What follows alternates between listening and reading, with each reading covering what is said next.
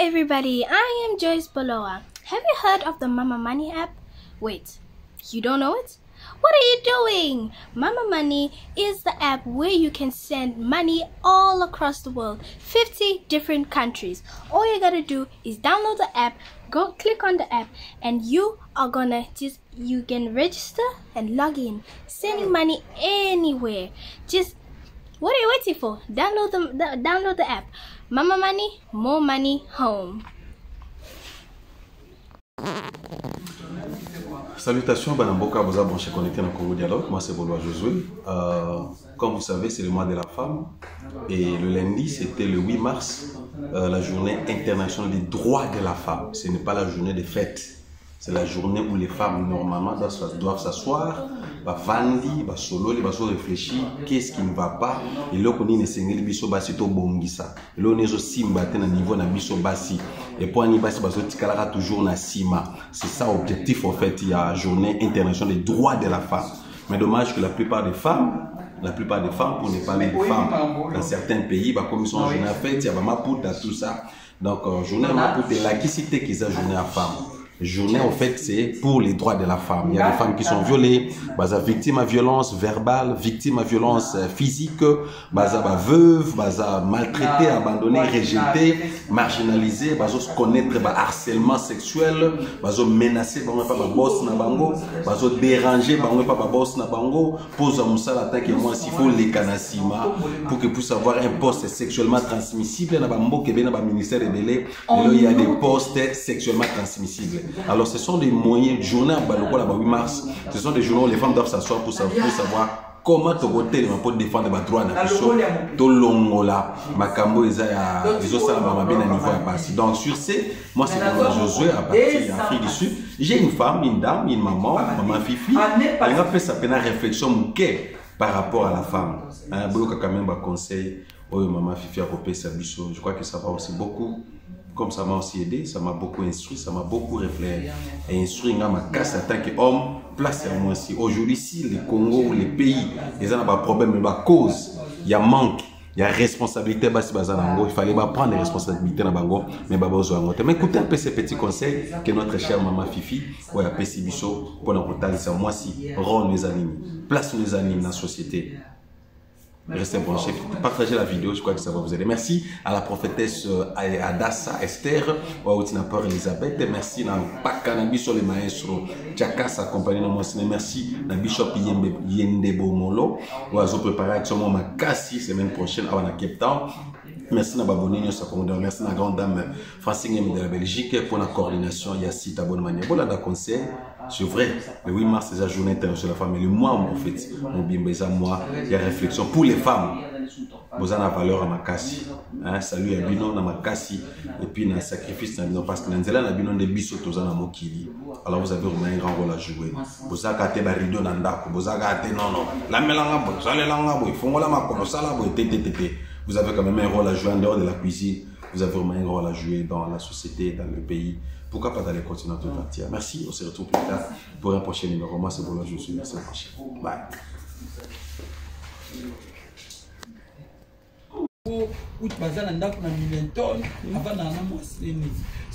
Oza Marcel Bosso, oza quoi accuser Bassi. Pas je parle vraiment à quoi accuser, mais oza sont ça moi c'est la responsabilité. C'est ça. Oui, binga. Dans le bar toujours. Yo moi si. Yo zali fondation. Papa zala rendre toi. Zo. Makasi ya vie. Eza moi si. Mobutu ayebaka likambo Mobutu alobaka otumoli ba maman otumoli Mobutu mais ba congolais nayebi te pourquoi tokomi na mboko oyo tokomi ko se comporter lokwa ba sud africaine tobosani dignité na ba respect ba maman bapesa biso tomona ba maman na biso kokuta mama fanda na ndako le mosusu mpe papa azalaka na makango mama ayebaka bino bana na ndako boyebaka ngo te omona mama soki batuni esala mpe problème te ofandi boye mama boni yo fanda nafandeli bana na ngai mais na Afrique du Sud ezala soki ofandela bana na ngai bamama bakomi awa toyebi kolata bapantalon kokanga bakabelo tobosani droit na biso mwana azalaka lokwa computer oyebaka ngo papa jo mwana aza lokwa computer soki osombi computer na magasin otie programme te koluka te tango kobeta bouton komona programme ekobima mais soki otie programme tango koklike bouton ekobima oyo nyonso tosalaka bana bamonaka ekotaka mokolo moko ebandi kobima okomi kokondane société yo mama oza na bana na ndako télévision eza ouvert il faut yeba ta nini bana no baliaka ta nini basukolaka ta nini balala et puis surtout kosolola na bana eza très important bato mingi bazalaka ngo te mwana kouta na classe leo mosusu moto asalaki likambo azoya mama tikanga makelo moni teke nalembi na uti mosala obandika kolamba opesa ye biloko ozopasse 2 heures du temps na vie ya mwana na yo na mwana na yo chaque jour le reste c'est ça le reste ozokipe na yo te d'où il faut tozala bato tozala quand même na idée ya koyeba ke nzambe apesa biso confiance étant une femme de créer tozo procréer oyo nzambe akreaki apesi yo charge ya komema zemi ya kobota ya kobokola d'où il faut mpe toyeba ndenge nini tokoki kogarde mpe kodiriger bato wana sur base de quoi moi ça bomi mboka to lelo soki mokili ezotambola ngamo te moi ça bazali plus penché na société koluka sapato ya talo koluka ba make-up koluka bakabelo tu sais qu'une femme peut passer 3 heures de temps na salon pour nazosala suki na ina manzaka mais a passer kaka 30 minutes devant bana éducation bana wana bazwaka ya yo ou bien ya bonne ou bien ya classe place bakenda 3 heures du temps na make-up c'est ça parce que miroir ana muki na tongo akei na salon d'abord de lundi à vendredi okendaka mosala samedi ok salon depuis que nai salon na tongo tu ezongi na ndako soki 13h dimanche omemi bana boki église bozomi yo pasaka ta na bana na yo tani 15 personnes nani azo construire caractère au bana bazana nani osolaka na bana no lerni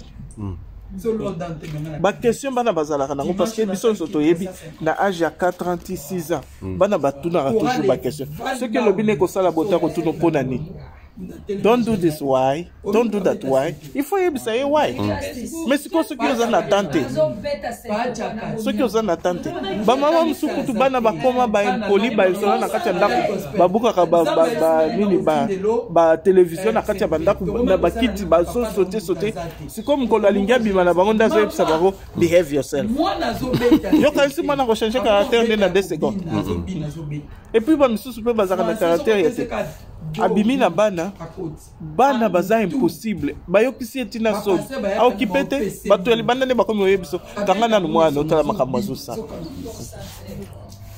ngai eselembisanga mokili na mona yango ndenge mosusu papa toyeba kozala bami ya bana na biso c'est la première des choses mwana azwa yo ozala confident na ye ozoyoka mwana azala na liberté ya soki amoni likambo ezala ya mabe ezala ya malamu azala na ya koya epa mama po ase confie epai na ye eza te ke soki ozwi mwana na crèche bokomi na ndako mami non amtaya te nazolamba non kende osakana kuna kende ofaya na télévision batelevizio yango bakomi kosala yango bacartoon batiaka bamagie bato bazobunda nde biloko bana bazozo mutu jamais azofanda sikoyo ayebisaka bana na ye valeur ya morale ya mutu ezaka ndenge nini.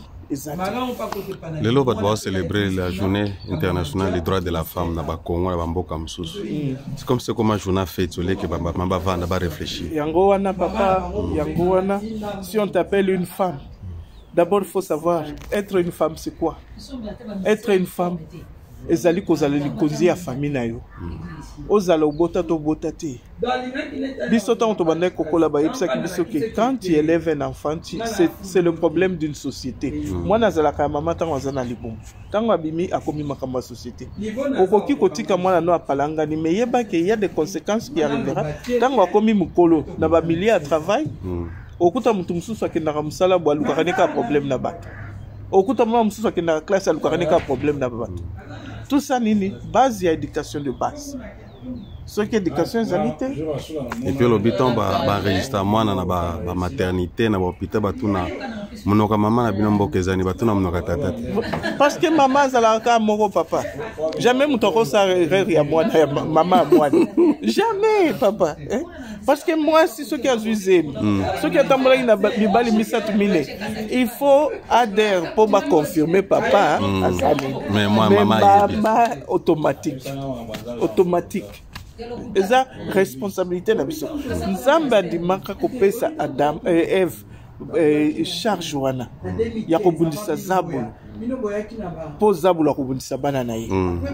Mais tango pa monaki ke makambo elekaki makasi liwe koti mingi aye ko sacrifier lisusu mwasi mususu ya vierge pona te amema nkolo oyo sauver biso lelo. Mais na beaucoup pe ya apocalypse ce qui otangi na révélation balobi nini il y aura la guerre entre les dragons et la femme. Femme wana nani église. Il faut to yeba toza banani. Il faut to yeba. Donc on va moi ça bossa ni identité na. To bossa ni papa. To bossa ni. Dans ma be côté na mokili tuna bamboka na biso moi sinda za base na. Moi sinda za base papa na koko sa oteza moi parce que ce qui éduquer moi na yo bien. Moi na ne pas nyonso ya kokende. Yo ndo ko so loku. Ba papa bayaka ya solo. Toza na ba papa na biso bayaka kaka. Ça c'est mon fils, ce qui m'a bokola. Na pesa ka ba papa ya baluba raison. Parce que ce qui moi la zazo babaloba kaka tala mwana mama ya bololé ou parce que ba yebi que ce qui maman bokoli babe eza déshonneur na bi. Ça c'est vrai. Il faut to yeba ndenge na kusunga ba na biso. Tolini opesa na ba mama na minute. C'est comme si au lieu de défendre ba maman zo boa que la ba on libanga mama fifi ata yo moko. Te nazo boa que la ba mama libanga te eza ko salanga motema pasi. Et tant que maman nga moko. Il faut to yeba. Oyo yo ko banda na mwana tango azali na 2 jours ya kobota. Et kozala déjà na impact na futur na ye. Parce que tant que moi naza bébé, oyebi tozala pe na caractère akoloba azana nu mwana. Voilà. Azana nu mwana. Or makambo eza kokota eza kofanda, ba image ezo kota eza kofanda. Eza kokola eza kokola. Mukolo balobaka ndenge na lingala toloba nini nzeto etengama, soki ese koli mayo ekozala lisuti. Donc il faut to yeba ndenge nini ya ko garder bana wana à partir ya mukolo botiye. Bana ko sala kotia ba valeur na ba moral na kati ya vie ya mwana wana. De façon que tango azokola akoyeba eloko nini akokusala na yo solaka na mwana na yo te so ba violer mwana na yo eloko aliboso kimika na koti kokendo fungola kesi ozalaki wapi tango viol wana banda ekolo eloko nini oyebisaki mwana na yo po akima bato ba viola conseil nini opesaki po se protéger po yo solaka no na mwana te olamukaka na tongo na robe de nuit ozaka na porte ya songolo porte ya pakala kosola tango moni 15h papa lingi azonga musala lozongi mango ke kosukolo bandi kolamba bana bazalaki na wana ozotonga bato bana bafandika wana okoloba ke bana baza bana mabe yo nde otie mabe na kati ya bana eza bana te. Il faut ça la ligue ba maman pour na conseiller ba maman pour apparemment ba maman ba koma lokola bon ba boa ke la biso mibali pe baza mabe ba prendre responsabilité na biso te tout ça. Mais mobali pas comme mobali, il faut moi si mon boya abotaye amelisa elibele amemaye na classe ala kisaye makamba mokili. Pour comme mobile. Il faut ça na maman ya la kisaye nyoso wana. Et ça carreur yango no monaka soki mama kufi na kati ya famille bana batelenga na souvent. Mais soki papa kufi bana bakendaka liboso. Po mama ata opese ko kwa loso kolamba ta poto ba ne balia. Maman de mutu nzamba pesa responsabilité. Ce qu'on a opé ça ba papa mais tout makasi ya mama fifi. Te eza question tout makasi te ba papa ba yebi ke ba maman ba yaki pona kosala sa bango. Kopesa bango mutu makasi papa azali wana papa azali toi ya ndako. Papa robimake ko luka ya solo maman il faut qu'elle ne luka parce que la Bible nous dit une femme vertueuse c'est celui qui construit sa maison. Ozoyoka mais maman azali salisi ya papa. eloko nde tolingi te mpona papa akoma mutu makasi fo donc awutaki mpe epa mama oyo akonseyaki bien te soki awutaki epa mama oyo akonseyaki bien jamais akokoma mutu makasi mpo akolinga mwasi na ye ndenge alingaki mama na ye. Ça c'est vrai. À suivre. À suivre, papa. Abonnez-vous gratuitement sur votre chaîne YouTube congodialogue.com. Abonnez-vous gratuitement sur votre chaîne YouTube congodialogue.com.